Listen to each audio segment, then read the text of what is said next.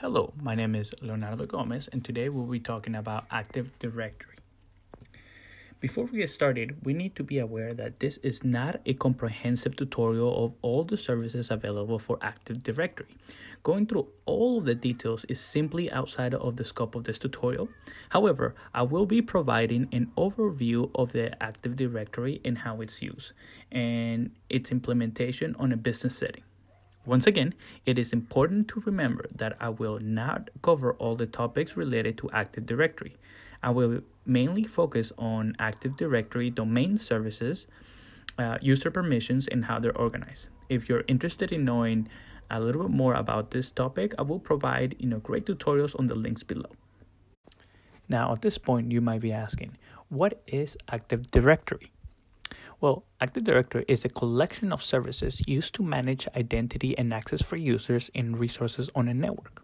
For example, some of the services include domain services, certificate services, lightweight directory services, management services, federation services. However, all of them are tied by Active Directory. In this case, we will mainly focus on domain services. Now, for the question of the century, you might be asking, what is it used for? Now, Active Directory Domain Services is a cornerstone of every Windows domain network. It stores information about members of the domain, including devices and users. It verifies their credentials and defines their access and rights. Below here, you will see a diagram of the hierarchies of the Active Directory domain services. For those that are familiar, with Active Directory domain services, you would notice that there is no trees, there is no forest on this diagram. For the purpose of this tutorial, we will only focus on domain controllers and organizational units. At the top, you will see what we call a domain controller or domain server. In this case, the domain controller usually has a copy of all users' account database, which includes, their privileges, access, passwords, and others. Now, in the business settings, we usually have multiple domain controllers to offload information in case of an influx of users. To help out or understand the domain controller, think about the domain controller as google.com. Now, google.com is also divided into organizational units. These organizational units can include gmail.com, Google Drive, Maps, and other services. Now, a user that is part of the domain controller will be able to access all of the information from its organizational units. For example, a user for google.com will be able to have a Gmail account, Google Drive, and Google Maps, all with a single password. However, a user that is only part of a single organizational unit will not have access to other organizational units. Each organizational unit can actually be divided into other subsections. For example, in the case of gmail.com, it could be separated into the engineering group, into a accounting group, into a marketing group. And each one of these groups has its own individual permissions that will prevent them from getting into each other's information.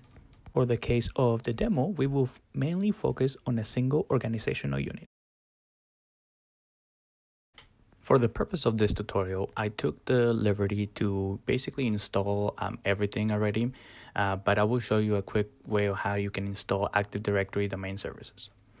First, you go ahead and go to services, then you go on the top right where it says manage, then add roles and features, go through the settings, and when it comes to server roles, you click on Active Directory domain services. Then you go through all the settings. Once it's finished, you will see here on the left side says ADDS, which stands for Active Directory Domain Services. Now that we have everything installed, we can go ahead and move and explain a little bit more about how each organizational unit and each domain service works. Now, first, you can go ahead and right click in here and then go to users and computers. Once that opens, you will see here that I took the liberty as well of creating a couple of groups. In here to the top, you will see one that says LeoTheNeo.com. That is considered the domain controller. I created a organizational unit that consists of 3 users, which in this case will be the company users. Now, I also created a group here that is divided into 2 sub-organizational units. One is for engineering and one is for marketing.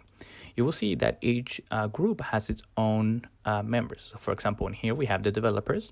When you click on it, you see that, for example, test user is part of the developer group. And you see that when you click on testers, in a group, you have another, Leo the Neo being part of that group. Same thing with the marketing. When you go ahead and click on them, marketing, members, and then you see that test 2, user, 2 is part of this group. And each group, has its own permissions. From here, we will go ahead and see how all of this gets implemented into a service. For example, a service that is very popular among software developers is Jira. Jira is basically an agile, type of workstation that allows you to manage all of your bugs, all of your testing, and take a product to development. Now, as you see here, I took the liberty to install that as well. Now, in a service like this, you can also always add a directory. In this case, I added the Active Directory service. Now, in here, in order to basically sync it with each other, go ahead and click Edit and wait for it to load. Once it loads, I will go ahead and show you all of the settings necessary to sync it with this service. While adding the service, you can go ahead and name it service. For the local host, for the name host name is localhost, since it lives within our own computer. The port is the default port that is always accessed by directory, and the username is administrator@leotheneo.com. This is a user that has all the privileges in order to access the domain controller, of course the password, and the base domain name is Leo the Neo, as you see here. When you go here, local server, domain name, Leo the Neo. Now for the users, we put the organizational unit, which in this case is the company users, where all the users live. And for groups, we of course put it the organizational unit groups. Now we went ahead and go save and test.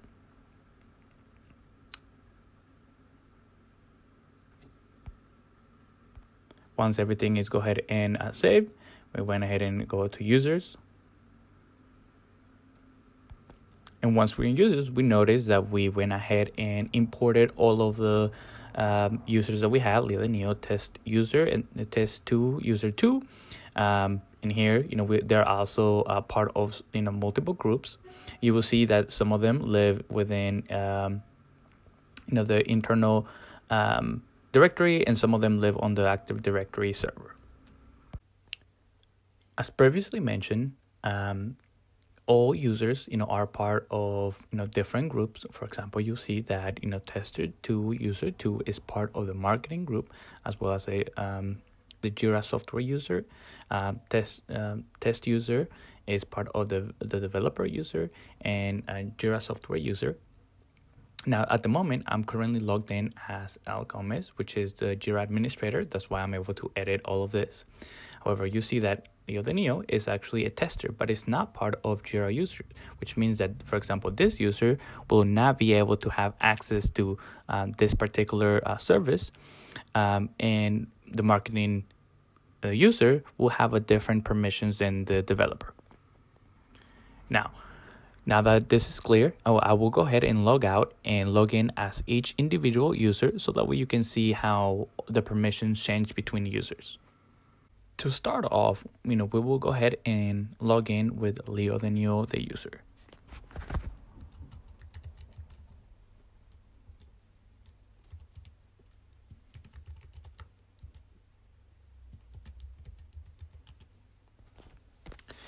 As you see, this user says that the username or password is incorrect, when in reality, you have to remember that this user was only part of the test group, but it was not part of the Jira software user. Therefore, this user will not be able to sign into this service.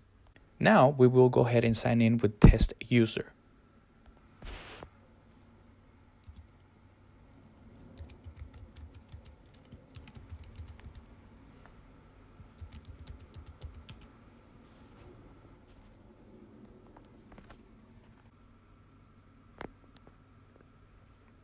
Now you see that test user was part of the Jira software user, so therefore they are able to log in. Now we're gonna go ahead and go to a single project, just so that way we can check the permissions of this user. Now in here, this is what we call a sprint in Jira, which has a to-do list, a progress, and done. Each one of this is a single issue. So for example, we're gonna go ahead and click on one. We're gonna go to the options, and you'll see that this user, since it's part of the developer users, they're able to edit and pretty much change everything about this that they want. Now we will go ahead and log out. Now we will go ahead and try to log in with user 2 or test user 2, I'm sorry.